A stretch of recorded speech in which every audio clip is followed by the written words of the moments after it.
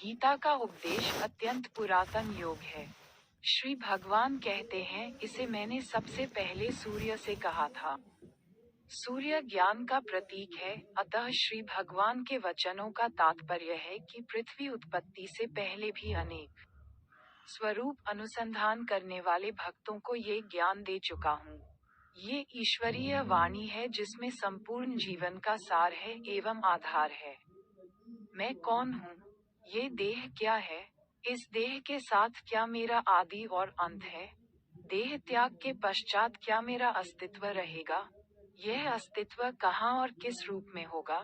मेरे संसार में आने का क्या कारण है? मेरे देह त्यागने के बाद क्या होगा? कहाँ जाना होगा?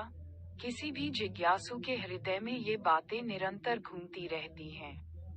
हम सदा इन बातों के बारे में सोचते हैं और अपने स्वरूप को नहीं जान पाते।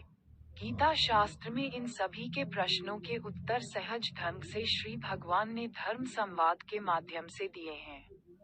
इस देह को जिसमें 36 तत्व जीवात्मा की उपस्थिति के कारण जुड़कर कार्य करते हैं, क्षेत्र कहा है और जीवात्मा इस क्षेत्र में निवास करता है, वही इस देह का स्वामी है। परंतु एक तीसरा पुरुष भी है, जब वह प्रकट होता है, अधिदैव अर्थात 36 तत्वों वाले इस देह, क्षेत्र को और जीवात्मा, क्षेत्रज्ञ का नाश कर डालता है।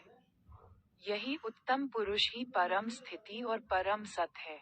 यही नहीं, देह में स्थित और देह त्याग कर जाते हुए जीवात्मा की गति का यथार्थ वैज्ञानिक एवं तर्कसंगत वर्णन गीता शास्त्र में हुआ है।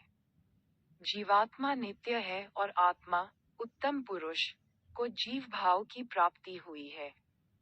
शरीर के मर जाने पर जीवात्मा अपने कर्मानुसार विभिन्न योनियों में विचरण करता है।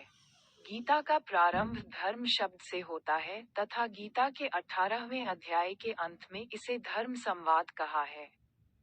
धर्म का अर्थ है धारण करने वाला, अथवा जिसे धारण किया गया है। धारण करने वाला जो है उसे आत्मा कहा गया है और जिसे धारण किया है वह प्रकृति है। आत्मा इस संसार का बीज अर्थात पिता है और प्रकृति गर्भधारण करने वाली योनि अर्थात माता है।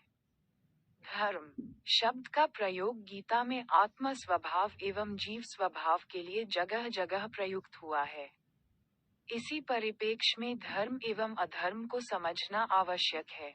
आत्मा का स्वभाव धर्म है, अथवा कहा जाए धर्म ही आत्मा है। आत्मा का स्वभाव है पूर्ण शुद्ध ज्ञान। ज्ञान ही आनंद और शांति का अक्षय धाम है। इसके विपरीत अज्ञान, अशांति, क्लेश और अधर्म का द्योतक है। आत्मा अक्षय ज्ञान का स्रोत है। ज्ञान शक्ति की विभिन्न मात्रा से क्रिया शक्ति का उदय होता है। प्रकृति का जन्म होता है। प्रकृति के गुण सत्व, रज, तम का जन्म होता है। सत्व रज की अधिकता धर्म को जन्म देती है। तम रज की अधिकता होने पर आसुरी वृत्तियां प्रबल होती और धर्म की स्थापना अर्थात गुणों के स्वभाव को स्थापित करने के लिए, सतोगुण की वृद्धि के लिए, अविनाशी ब्राह्मी स्थिति को प्राप्त आत्मा अपने संकल्प से देह धारण कर अवतार ग्रहण करती है। संपूर्ण गीता शास्त्र का निचोड़ है, बुद्धि को हमेशा सूक्ष्म करते हुए महाबुद्धि आत्मा में लगाए रखो तथा संसार के कर्म अपने स्वभाव के अनुसार सरल रूप से करते रहो। स्वभावगत कर्म करना सरल है और दूसरे के स्वभावगत कर्म को अपनाकर चलना कठिन है, क्योंकि प्रत्येक जीव भिन्न भिन्न प्रकृति को लेकर जन्मा है।